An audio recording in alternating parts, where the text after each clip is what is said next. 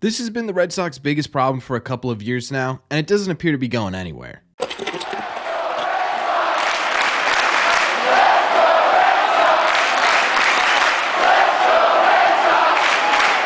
What is going on, everybody? Welcome back to Red Sea Radio. My name is Corbin. The Boston Red Sox had a tough weekend this weekend, dropping 2 out of 3 games to the Milwaukee Brewers, officially putting themselves a game over 500 at 27-26. Still in third place in the division, though it's 9 games out of the division race, but they are still tightly in the wild card race, just a game and a half back of the hunt. Right now, they are the 4th team in that wild card spot, and for a little bit now, we keep trying to figure out, hey, what's the Red Sox biggest problem? But I actually think the answer is really simple. The problem is the solution, that's pretty complicated. So what we're going to do in today's video is we're going to break this series down. We're going to talk about what went right, what went wrong, and the Red Sox biggest problem, plus how they could possibly fix it. But before we get into that, do me a favor. Make sure you guys have hit that subscribe button if you haven't already. If you're new here, we talk Sox content almost every single day. Don't forget these episodes are also available on Spotify, Apple Podcasts, wherever you get your podcasts. Click the link in the description down below, or you can head over to your favorite podcasting app and look up Red Sea Radio. Thank you all very much for clicking on this one. Let's get into it. Honestly, I think the Red Sox biggest problem right now boils down to one singular word, and it's a word that if you've been here for a while on this channel, you've heard probably too many times, and that is the word consistency. The Red Sox are just flat out not consistent right now, and let's start with the pitching in this series to talk about what I mean. Cutter Crawford got the ball in game 1, and he had probably the worst start of the 2024 season so far for him. He went 4 1/3 innings, allowing 6 earned runs on 7 hits while walking 2 and striking out 4. I think we all expected some regression from Cutter. I didn't think anyone really expected him to have a sub-2 ERA all year, but he's kind of taken a bit of a nosedive here. In 5 starts, he has a 4.66 ERA compared to just a 1.35 ERA in April. It's starting to make me a bit nervous here because it's not only a dip in ERA, it's a dip in basically every single statistic, essentially with the same sample size. He's going to need to be able to make those adjustments that the league is making to him in a timely manner, right? This is part of the reason we talk about consistency is the inexperience in this rotation. Cutter's never pitched a full season as a starter. Teams are going to figure him out. They now have a book on him. It's about how does he make adjustments off of that. And right now, he's not doing it successfully. Nick Pivetta also did not look good in this series. He made it less innings than Cutter did, going 3 1/3 innings, allowing 5 earned runs on 7 hits, walking 3 and striking out 3. Nick has had moments this year where it really felt like he was going to hit a new level, and others where it feels like he's the same pitcher we've seen for the last 4 years now. Overall, it's averaging out to a 4.20 ERA and a 1.01 ERA plus, basically dead average statistics. Going back to consistency, Pivetta just flat out needs to find some. He is the veteran in this rotation. It's up to him to really sort of be that, hey, lean on me, I got this type player that we've been wanting Nick Pivetta to be for a while now, or it's just going to be another up and down year for Pivetta. The one person I will say we can't complain about consistency-wise on this roster is Tanner Houck. He finished this series off and once again flat dominated. He went 6 innings, allowing 1 earned run on 7 hits with a walk and 7 strikeouts. Our ace is currently leading the AL in FIP, the entire Major League Baseball in home runs per 9, and rocking a 1.90 ERA this season. You look at consistency, and Tanner Houck's been the model. He had a 1.60 ERA in April, a little bit higher, but still a 2.27 ERA in May. Tanner Houck is everything we've been wanting Tanner Houck to be since basically his debut back in 2020. But you look at this rotation as a whole, and it's a pretty big drop-off from month to month. They had a 2 ERA going into May, and coming out of May, I know we still have a couple of games here,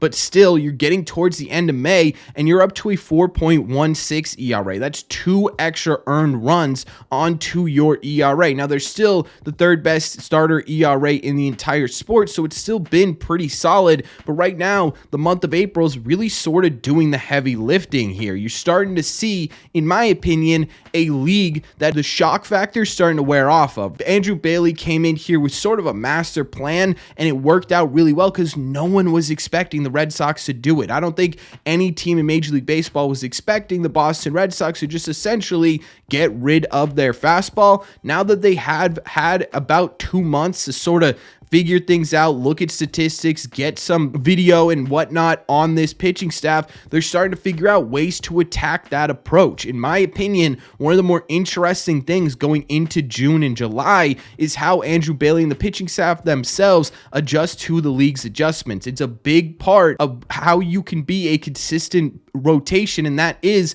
making those adjustments game to game, week to week, and month to month. Right now through May, they haven't been doing a really good job of that, but overall, again, the pitching staff has been sort of night and day, to be honest with you, between April and May, and that all goes back to not being consistent. The bullpen in this series was actually pretty solid. You only give up 2 earned runs in the entire series, and both of those came in sort of mop-up roles. You had 4 innings from Chase Anderson where he gave up a run, and 3 innings from Zach Kelly where he gave up a run as well, which again didn't really matter in the grand scheme of the game. I will say, if we're talking about consistency and this being the Red Sox biggest problem, the bullpen's been probably your most consistent part of this entire roster right now throughout the beginning of the 2024 season. They've really only had that one Cardinals series, last weekend, where they kind of blew it for the Sox. Outside of that, they've been consistently solid for this team throughout the 2024 season. So I don't really have anything to truly complain about with the bullpen, either in this series or in the season as a whole. But again, you look at this starting rotation, to me, this is sort of the biggest signal that, hey,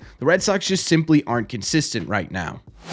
However, the one part of this team that has sort of been the definition of inconsistent has been the Red Sox offense. There were some positive offensive performances, though. Dom Smith had a good series. He hit his first home run in a Red Sox uniform here. He had at least 1 hit in 2 of the 3 games. But what was also really impressive is in the game he did not get a hit, he also walked 3 times. Dom has not been good at all for the Red Sox so far, and it's really encouraging to see this type of performance from him. Hopefully this is the start of some consistency from him. However, we've said that a couple of times about a couple of different guys, and they've immediately sort of disappeared, so I'm hoping maybe Dom Smith can buck that trend. Jarren Duran had 4 hits in this series, including a 3-hit game to start this series off. He also had a really clutch RBI single in the finale. I think he's sort of quietly becoming a real star in Major League Baseball, as he's not only doing it with the bat, he's also one of the best defenders in Major League Baseball at the moment, in the 98th percentile in outs above average. What we're seeing from Duran is truly name stuff. This is franchise type player stuff from Jarren Duran. It's been really impressive so far this season.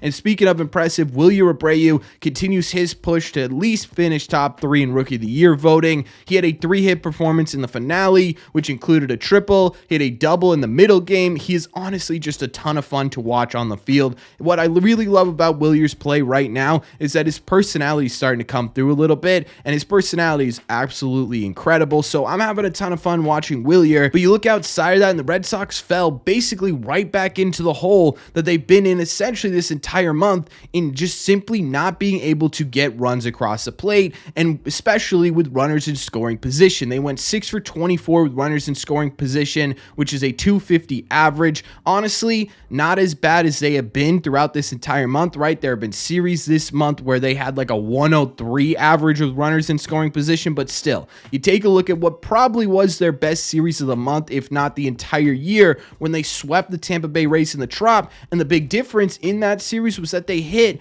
basically 400 with runners in scoring position. This is 150 points below that. Obviously, you're not going to get that same production, and in all fairness to that statement, the Milwaukee Brewers have a much better pitching staff than the Tampa Bay Rays, so that definitely could be part of it. But we say this, and we've said this the entire year. At some point, if the Red Sox want to be a good team, a better than mediocre team, you have to start beating good pitching. And so far this year, they simply go up against good pitching, or even just left-handed pitching. Doesn't even need to be good left-handed pitching, and they absolutely fall asleep. And to me, that's a really big problem. And we go back again to this one simple word, consistency. So far this year, it's felt like the Red Sox offense specifically has a good series series and then a bad series. And that cycle just constantly repeats. They're consistent in being inconsistent so far this season. The question or the answer we are looking for as to how the Red Sox fix this consistency problem isn't exactly a simple one. It's been something that has plagued this Red Sox team basically since 2022, honestly, since 2021 a bit as well. They were still inconsistent in 2021, but they ended up being more good than they were bad. In 22 and 23, they ended up being more bad than they are good. And I think the biggest problem right now, and honestly the solution to this, is the fact that the Red Sox are just flat out inexperienced this year. Taking a look at not just the lineup, but the rotation as well, there is one guy in the Red Sox rotation right now who has had more than 2 years of experience as a major league starter, and that's Nick Pivetta, who's been statistically inconsistent basically his entire career, right? Even the guys with experience have been a bit inconsistent. You look at the rest of this rotation, Cutter Crawford, Tanner Houck, Brian Bayo, Cooper Criswell, either have 1 year as a starter or no years as a starter. There are going to be times, like we're seeing in the month of May, where they have to make those adjustments, and because they don't have the experience and have done it before, it's going to take some time for them to be able to do that. Then you look at the other parts of this team, the lineup. Right now, you've got 3 guys in Wilyer, Cedon, and Vaughn Grissom who've never played a full major league season, and you can include Hamilton in there as well. You've got 2 guys who this is their second year being an everyday regular on the Boston Red Sox in Duran and Connor Wong, and you've got a couple of players who probably shouldn't be starting on your major league team because of these injuries, right? It's a huge reason as to why the Red Sox are seeing this inconsistency. It's flat out inexperience on this ball club combined with injuries that are forcing players who you normally would never see be in an everyday role. And it's going to take some time for these guys to get fully right and fully comfortable in their roles at the major league level. Again, we talk about adjustments. The name of the game when it comes to Major League Baseball, you are constantly tasked with adjusting to the league adjusting to you. It's a back and forth cat and mouse type game. And when you're new to Major League Baseball,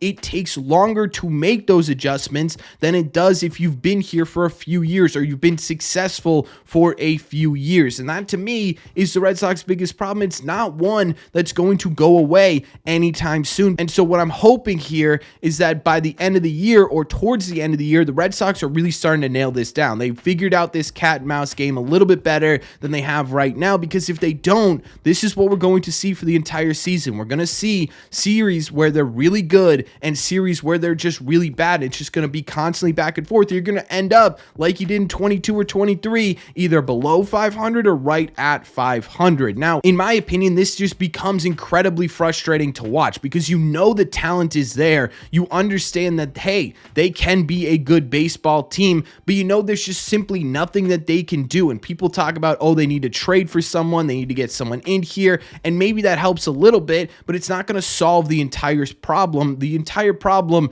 is solved simply by time, and to me, that makes it even more frustrating. So this series, unbelievably frustrating in a season where we're probably going to be frustrated quite a bit, but that's just my opinion. So let me know in the comment section down below, what did you think of this series? What did you think of the good? What did you think of the bad? And what do you think about my opinion on what the Red Sox biggest problem is? Is it inexperience and consistency, or is it something else? Let me know all your thoughts in the comment section down below. As always, if you made it to the end of this video, do me a favor, make sure you guys have hit that subscribe button if you haven't already. If you're new here, we talk Red Sox content almost every single day. Also, make sure you guys have hit the like button on this video as well. It just helps these videos out a ton, and it would mean a lot to me. Don't forget, all these episodes always available in podcast form. Link is in the description down below. Thank you all very much for clicking on this one, and I will see you in the red seats.